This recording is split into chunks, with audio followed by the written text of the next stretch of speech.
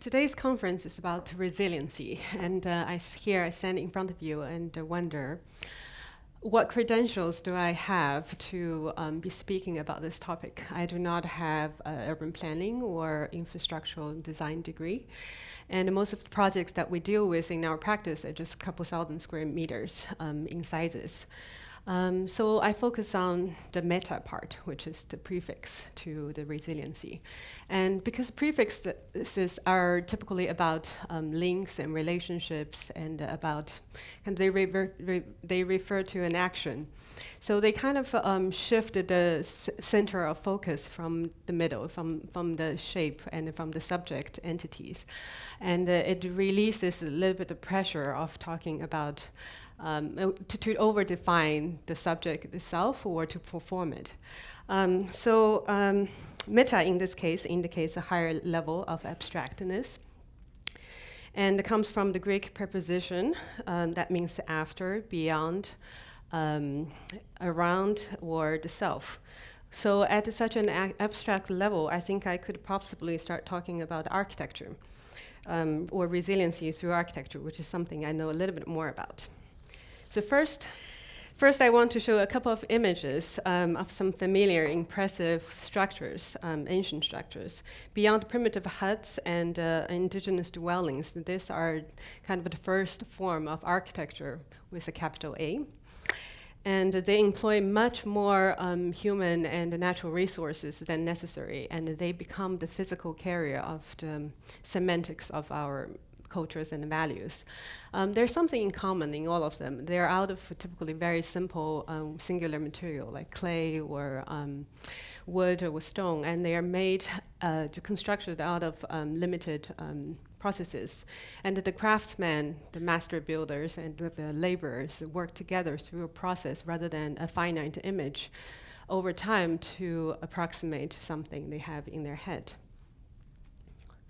And then at some point in time, although things have gone on like that for architecture for centuries, around the 1500, which coincided with the proliferation of papers to be used in the profession of architecture to indicate the context and digits and with lines and numbers. So this change gradually took the responsibility of envisioning a building from the hands of the master builders who were masters in the process of building to the hands of the architects who was trained and versed in the translating such first-hand information into lines and numbers and reusing them in infinitely varied combinations. So today, if you Google architecture, these are the images that return to you. So definitely a flourishing of shapes and the different ways of aggregation. But if you squint your eyes, you can almost trace it back to the lines and numbers on the blueprints of the architects. Such translation results in an almost unsettling clarity or dissatisfying directness. Such translation are not restrained by their locales, and these images of architecture are like aimless character of cartoon characters that lands on a blank page floating in a vacuum without the need to relate to each other or to take roots. So this is not to discredit architects. It's a hard profession, we all know that, and one that cannot be practiced without a serious commitment. But in responding to the topic of resiliency, I want to shift the focus away from these characters, these big ideas, these subject entities, and towards the spaces of the prefixes. The spaces of the uns, the this, the metas, the ims, so on and so forth. I will use myself, in fact, as an example to show the shortcoming in too quickly employing the power of these lines and the digits and falling for ready-made images. So, about myself, I was born in 1980. I'm a Chinese, an architect, a woman, sorry for the spelling mistake, and I live in New York. So, if I attempt to translate these attributes of me into numbers, I might end up with this. 1980, although it's already a number, let's take it for now as a point in time. The population in 1980 was 4,453,831,714, plainly. I'm just one of them. And the Chinese is 19.32% of the world population precisely.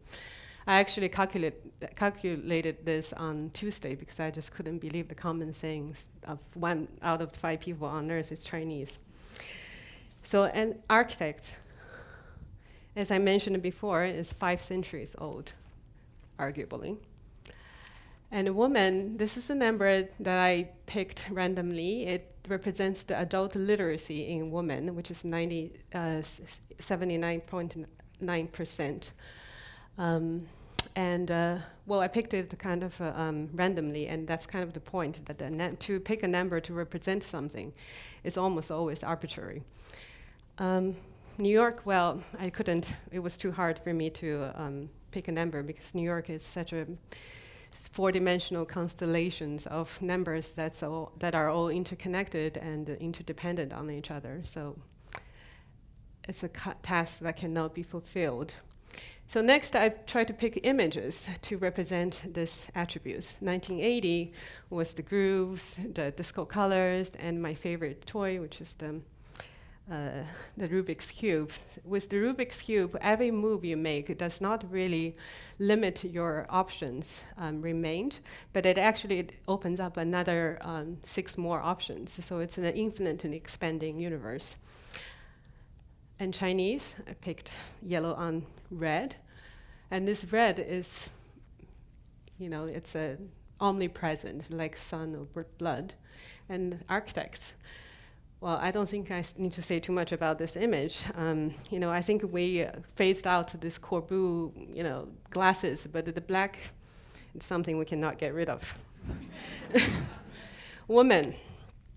This resembles a question mark for me because we have collectively as women, and probably some men, systematically and unyieldingly undid many of the previous images for women.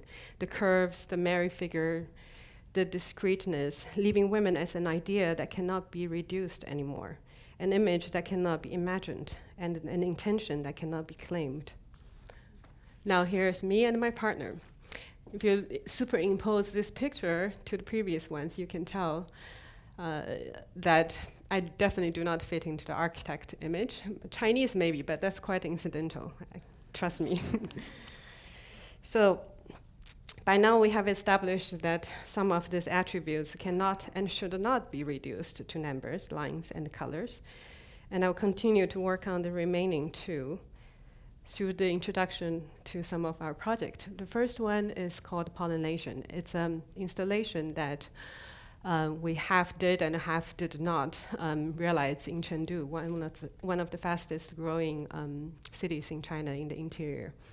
So pollination was this mobile park that on which there were hydro-seeding machines that people can pick up and spray seeds into the city. And there are foreign species and indigenous species. And then the platform were made purposefully too big for one lane, so they were inevitably stopped traffic in the city, and people just can hop on and off freely and spray at the concrete jungle that's instantly made in the last 20 years. And so that proposal was received by the community, by the committee with great enthusiasm, and I was invited to attend the press conference for the event, which happened 2 months before the opening. And so sitting next to me was Olin, the organizer of the event. And so at the press conference, I spoke of the intention of encouraging the act of participation, especially in promoting the joy in spraying dirt at what we have blindly built and finding the cracks in them to root the smallest and wildest dreams and desires. Waiting for it to grow, to be joined with other dreams and desires, and to unsettle the asphalts and the concrete pavements. This speech became a hot topic in the Weibo sphere, which is the Chinese Twitter, instantly. But the official newspaper reported it as an installation to spread love and dream, which was cute and romantic, I suppose. But a week later, I received an email from Oling and explaining that it was too difficult to implement, and the traffic bureau actually previously approved this this installation is now thinking twice.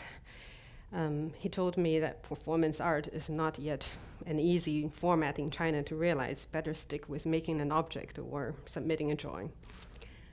So we changed the format, but we kept the intention. We built a sanitized kind of greenhouse in the exhibition space, in which people and the visitors and the volunteers can make this seed bomb, and they can carry them. The seed bombs with them into the city and to wherever they want, and they would be able to geotag them and leave comments on this interface, a virtual interface. And the surfaced comments are quite romantic and cute, but there were a lot of unsurfaced bomber that did not leave comments, and I think there was a undertone that was more powerful probably than the effect of the seeding, hydro seeding machines that we originally intended. Here's another installation called pole dance of similar intent, which is to undo or unsettle in order to impregnate or discover something new. But the different contexts led to different approximation towards the intent. Here's the courtyard at PS1. We used the 30 feet tall fiberglass poles set on surf mast base to make a Cartesian grid in plan elastic in space. So the slenderness of the columns, the rubber surf mast bases, and the bungee cords that connected the columns to each other in the grid all allowed the designed environment to gently sway in the wind and move together with the people. It's an environment that has no reset point, in constant search for equilibrium and always on the verge of collapse.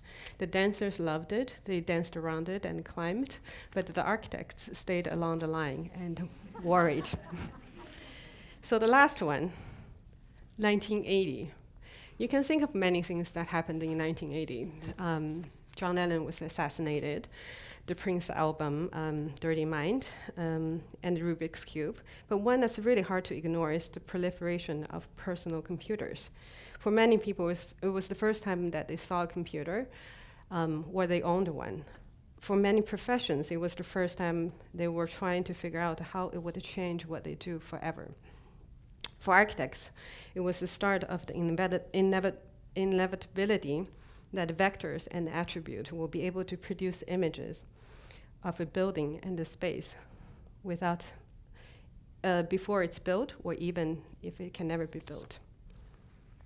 And we try to resist the liberal use of such power in propagating forms without constraints and ideas without roots. We invented the interface and the connections between the physical and the virtual. So in pole dance, the movement of this pose can be detected by accelerometers and then be used to input the data into drawing apps and a sound system that can be controlled remotely anywhere in the world. The virtual does not replace or dictate the physical experience, but a new dimension in this hybrid spatial experience.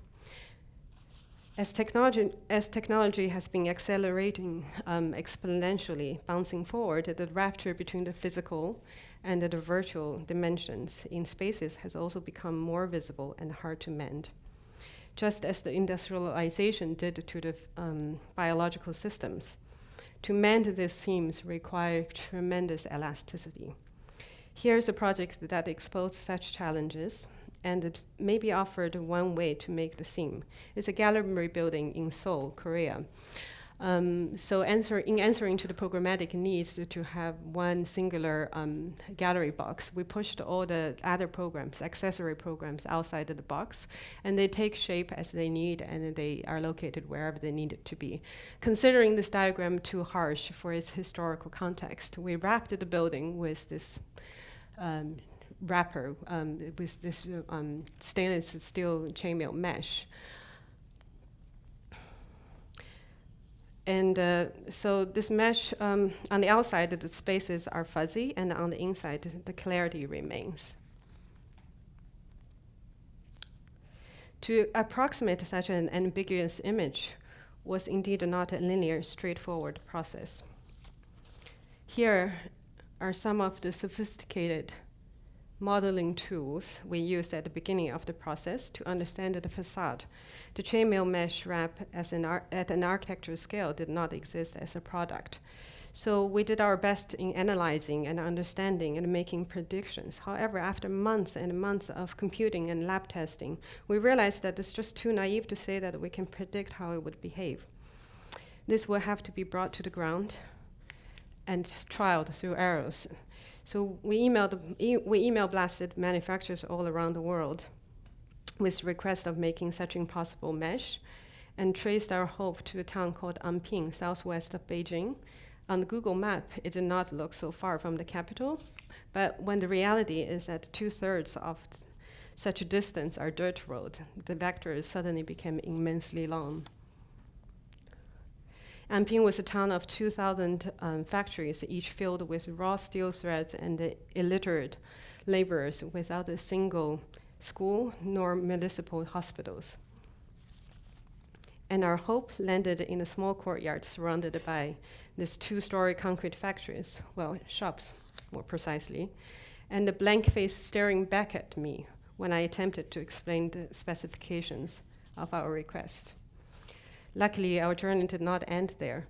When it became apparent that computer models and the lab tests meant nothing to the people of Anping, we rolled up our sleeves and started to gather several shops together, worked with them to invent process, and turned a local car wash into an acid wash shower.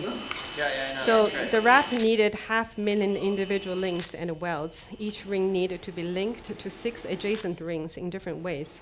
Each needed to be sealed with a hand weld and then polished with a hand polisher. It's a daunting task one could not imagine with computer models.